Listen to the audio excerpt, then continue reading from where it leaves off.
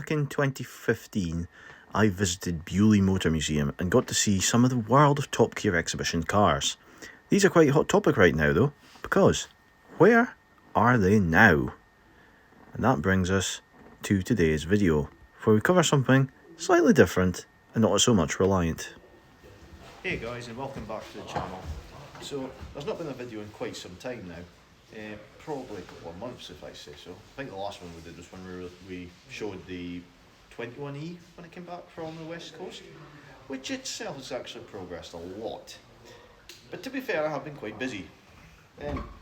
I've been doing this bits of fiberglass repairs in this little camper van kind of thing. It's quite sad looking. Stove a bit messed with. Oh well, it looks like it's been in the water or something. But yeah, we're basically patching this together because it's all been smashed. So still got bits to do because I had to screw it together with plywood and washers to hold it into shape. Lay a fiberglass on it and try and get it back where it should. There's still a few bits to do, so I'm not doing it today because I'm nice clean stuff. But anyway, there will be bits to do to this in the near future.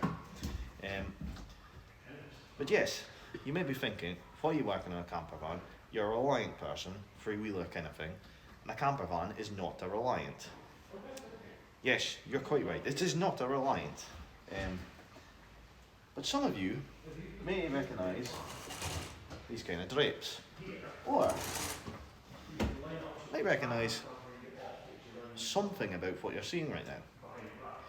For you see, the vehicle I'm in is one vehicle that is quite a bit of hot topic.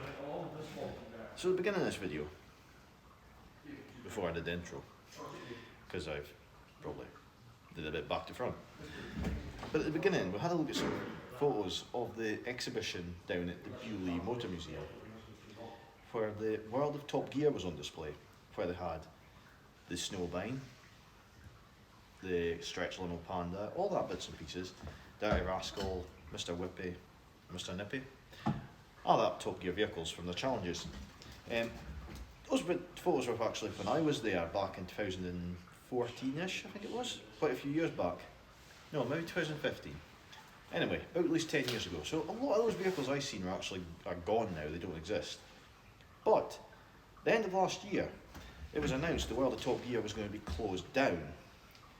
And a lot of people on TikTok and various platforms really did start wondering what's happening to them.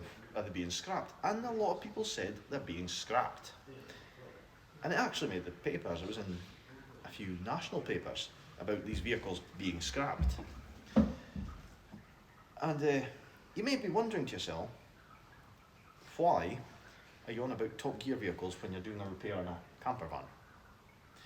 Well, you see, that is very easily answered. But to answer that, I can't do it here.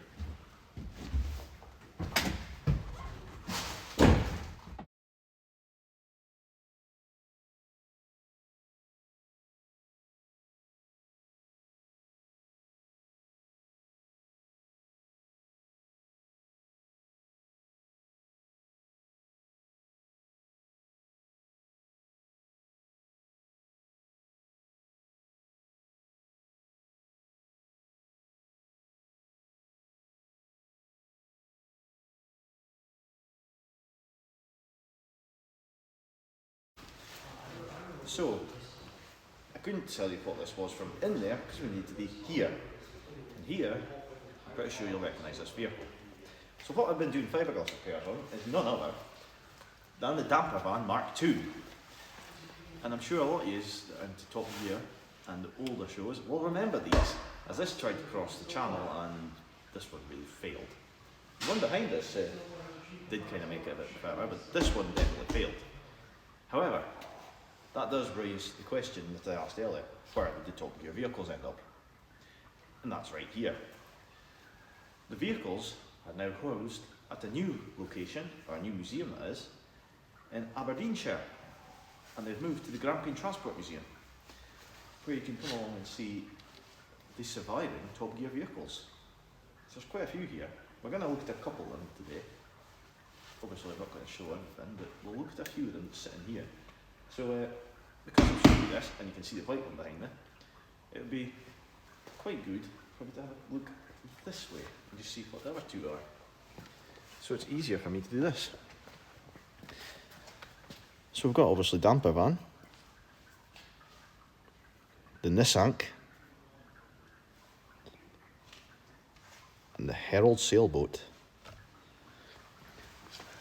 All quite memorable vehicles. I remember watching this episode when it was on TV, when this made it, that got crashed into and that sank.